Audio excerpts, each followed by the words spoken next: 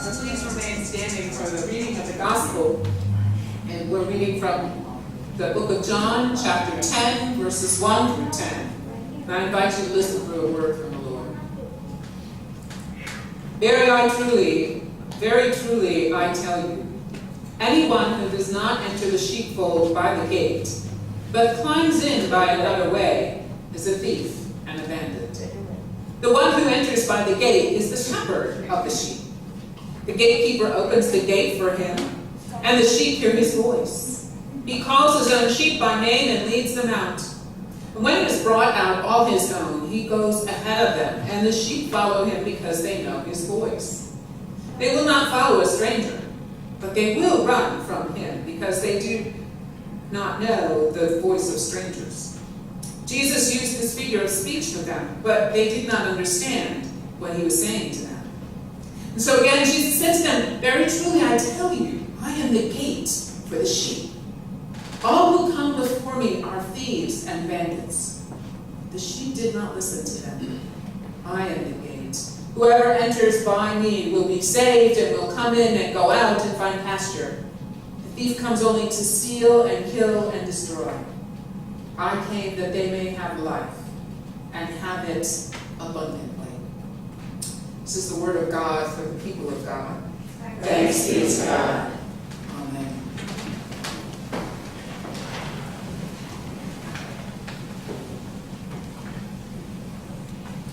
I invite you to hear once again these words from Psalm 23.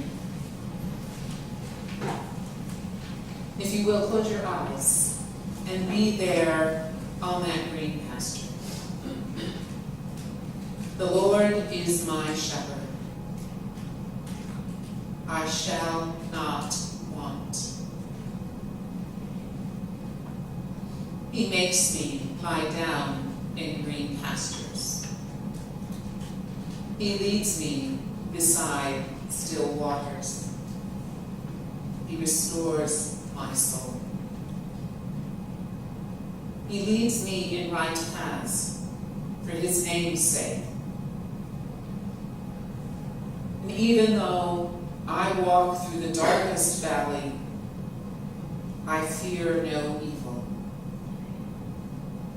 For you are with me. Your rod, your staff, they comfort me.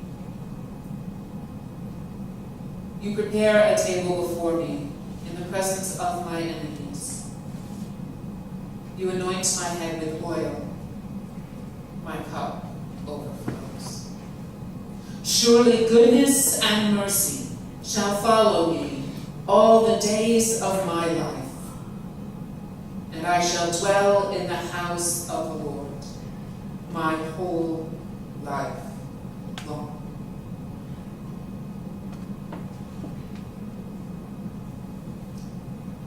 Thank you, God, for these precious words that guide us and comfort us and show us who you are.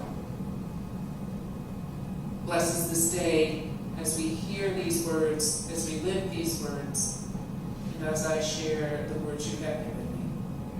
May these words be blessed into our hearing. In Jesus' name.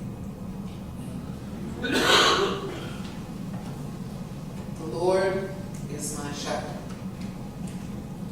I shall not want. The Lord is my shepherd. I shall not want. What is it that you want? What is it that you want? That you really, really desire deep down in your hearts? Write it down on your bulletins. There's a pencil there in front of me. Just grab that pencil and write what it is you want down on your bulletin. It could be a catchword or a phrase. You don't have to write a whole book about what you want. But just write in this moment. When you hear the Lord is my shepherd, I shall not want. What is it that instantly comes to your mind that you want? Write that down. And look at what you wrote down.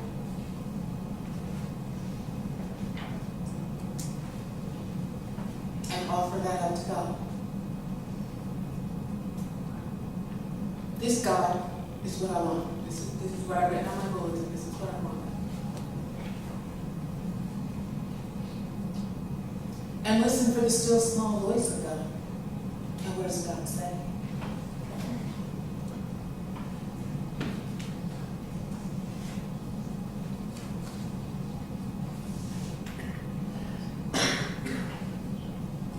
It's not always easy to hear the voice of God. Where and when have you heard the voice of God? Somebody have some examples?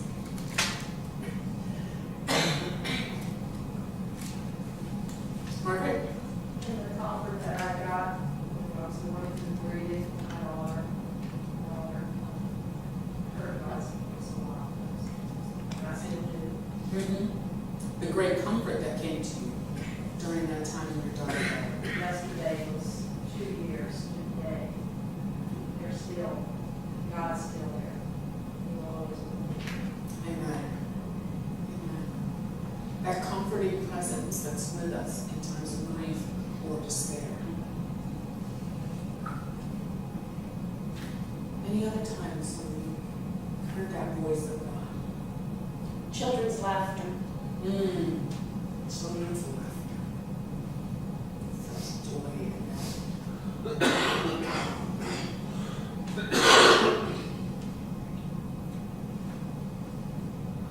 Go ahead. I can't think of a specific example, but sometimes when I'm trying to make a decision about, usually about making a commitment or, and I don't always remember to pray, but sometimes if I do, I ask, please help me know what I need to do. A couple times I felt like that's, it probably wasn't there, I didn't always recognize it. Yeah, yeah. So there's some sort of nudge or something going on to say, yeah, this way. Not quite a hand pointing on the, as the one biblical story. There was a hand writing on the wall, but it's pointing that way. Those nudges, it's hard to hear them, but you gotta like it. It's good. When early in the morning, if I go out on the deck, the sun is shining and the birds are singing. It's just the peace. Yeah, that peace.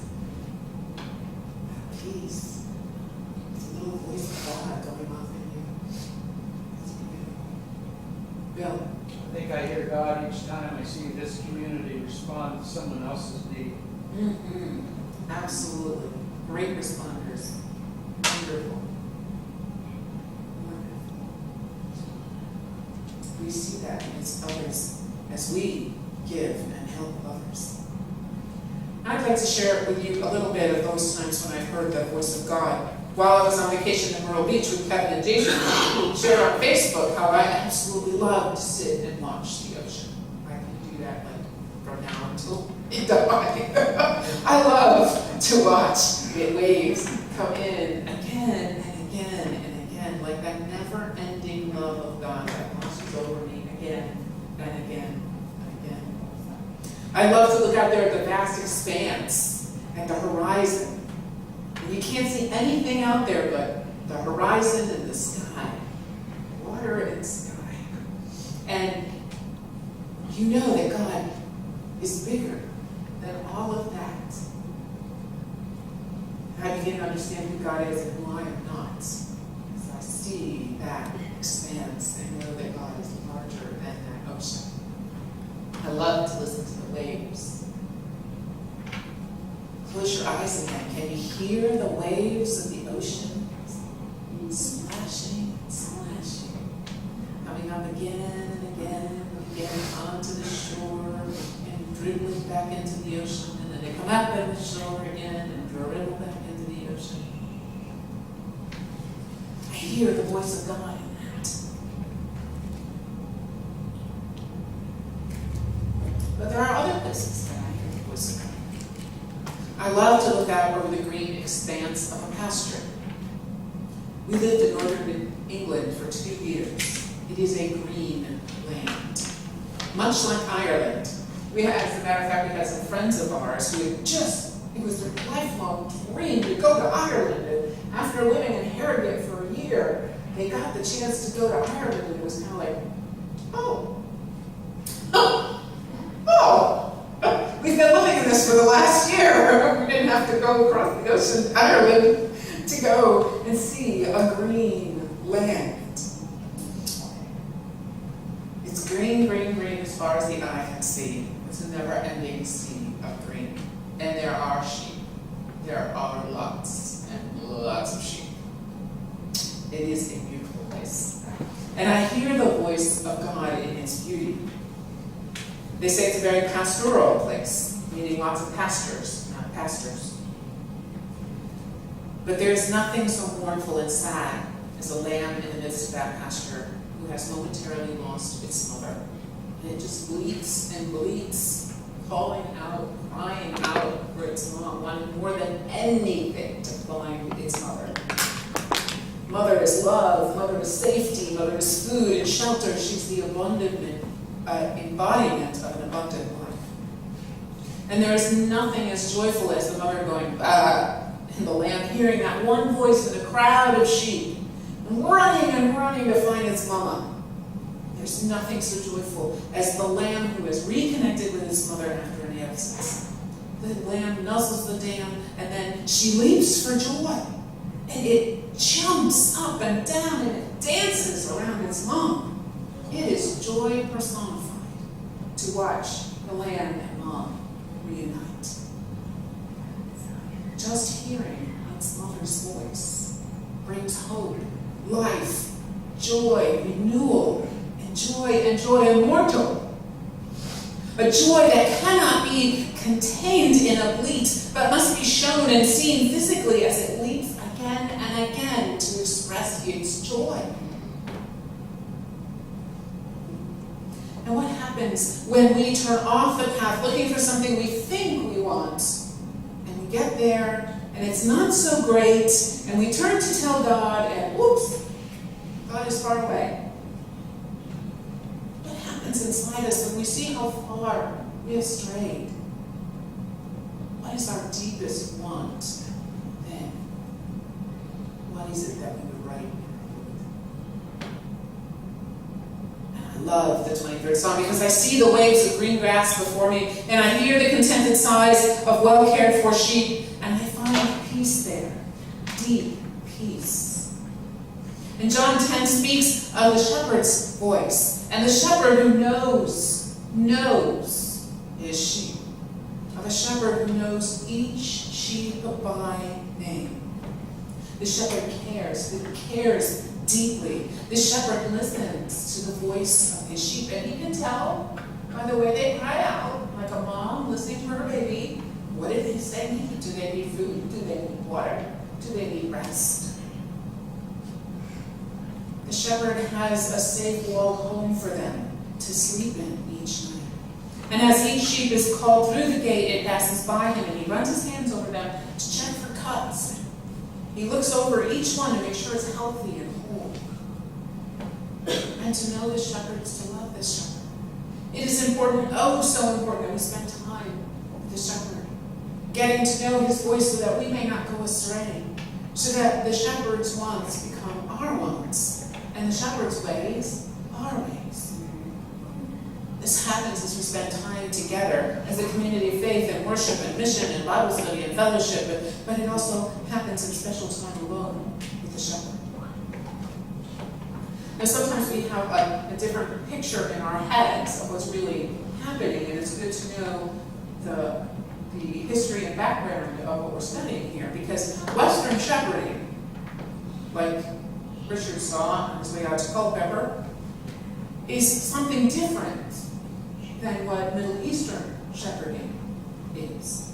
In Western shepherding, the sheep go ahead of the shepherd. They're herded and guided from behind by the shepherd and his or her dogs. And you may not even see a shepherd, you may not even see a dog, because it's just so, we don't have that many things to worry about, and they're pretty much fenced in, and they're not going anywhere, and no one's probably going to get in there. So, but in the Middle East, it's a different kind of shepherding. The shepherd goes boldly before the sheep, calling to them, and they follow the shepherd. Remember, there's not just one shepherd and sheep out there. You might have half a dozen sheep on the same pasture. And so it's really important that the sheep know who the shepherd is and know that shepherd's voice. Because at the end of the day, when they have to separate, they need to go to their shepherd. They love that shepherd, and they know that shepherd, and they will follow him anyway. And because the shepherd goes first, the shepherd can guard and guide the sheep around the pits and the holes and the brambles and the other dangers. And although it may be difficult to follow behind the shepherd, as there are always ups and downs and rocks to go around, you've seen pictures of the Middle East, it's not a flat place. The shepherd has gone before us, so even if it's a dense and difficult path, or a path with lots of ups and downs and rocks, we know the shepherd has walked there, so it's okay for us to walk there.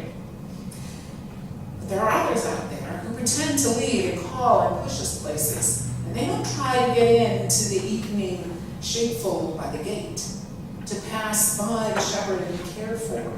They try to make it harder than it has to be, as they attempt to do it on their own. They try to prove that they're strong and brave and true and attempt to climb over the rock wall of the sheepfold and over the thorns at the top of the rock wall. They can't do it. They'll fall and get hurt. That day, as Jesus was sharing this example of the sheep and the sheepfold with the disciples, it was right after. So you got to keep all verses in context within the Bible, or you're going to lose their meaning. It's right after the Pharisees had this big controversy about a blind man who was healed by Jesus.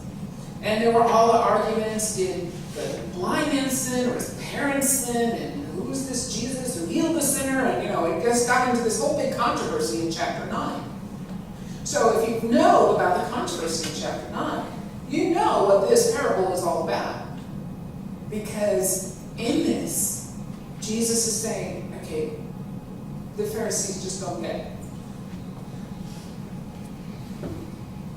This parable is telling the audience who has seen this whole blind man Pharisee thing going on. Jesus is saying essentially, it's really not that hard. You don't have to jump through hoops or follow all these human man-made laws. They're just so much to walk. It's far easier to follow the shepherd and go through the great gate instead of trying to climb over the wall.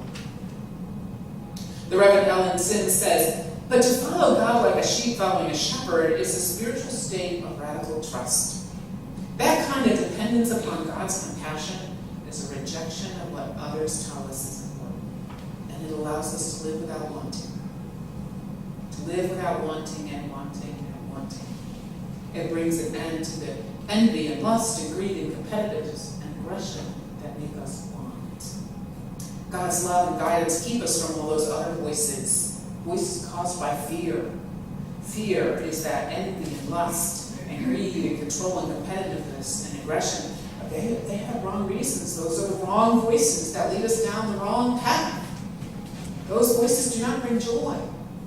And that's one of the ways we discern the voice of God. Does it bring us joy? Not happiness. Joy. Different thing.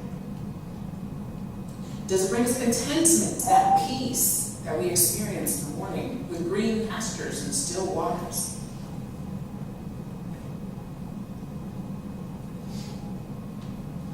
And if you look at your bulletin there somewhere, it says, this is the 4th Sunday of Easter. We're still in the season of Easter. Christ is risen. Christ is risen indeed. And we're still wondering about poor Mary, who did not recognize the gardener as her beloved Jesus until she heard him call her name. When her shepherd called her name, she knew it wasn't a gardener, but her shepherd. When Jesus called her name, she was called from grief to joy. She was called from despair to hope. She was called from the dark pit to the light of a new day. She was called to the green pastures. She was called to the still waters, and all was provided for her once again.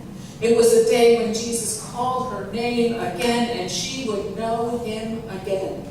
resurrected and alive, and hearing the deep need and want of her heart for her beloved, blessed Savior.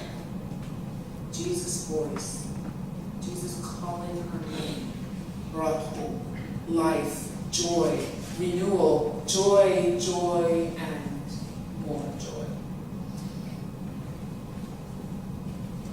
And both these scriptures from John 10, Psalm 23, have words of hope, have words of promise, have words that bring us joy as they finish up. The last verse of Psalm 23 has a promise. It says, surely goodness and mercy shall follow me all the days of my life, and I will dwell in the house of the Lord forever. What peace that brings us. What joy to know if we're following the right path and we're going the way, we're going to have those green pastures, we're going to have those still waters, and even if there's enemies and tingles and all sorts of other things going on, God will be there. And God will be there with his healing touch and his healing oil and bring healing to folks who consider enemies. And nothing brings more hope and joy and desire to stay in Jesus' sheepfold than the last verse of John 10, which promises, I came that you may have life and have it abundantly. May we live into those promises. May we hold on to those promises this day and every day as we live our life of faith. In the name of the Father, and the Son,